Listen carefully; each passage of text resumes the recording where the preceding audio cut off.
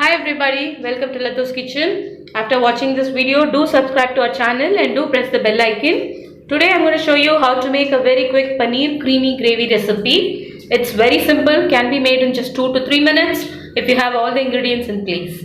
Straight away, let's get into the recipe. We are going to make one quick masala by adding 4 garlic, 1 inch of ginger, 1 onion, 2 tomatoes, 2 green chilies, some cardamoms and cloves. Mix that into a fine paste. In a kadai, add 2 tablespoons of ghee or oil. Then add in this grinded paste. Cook it till it releases out all its oil.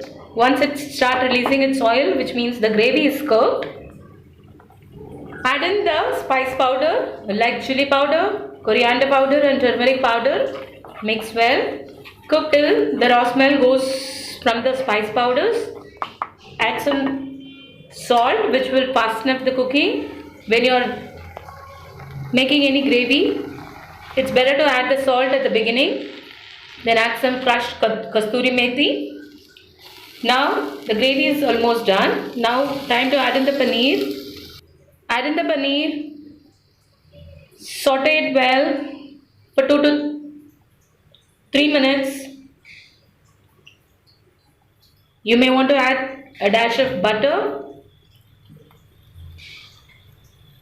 cream, couple of tablespoons of cream, more cream if you want it even more creamier.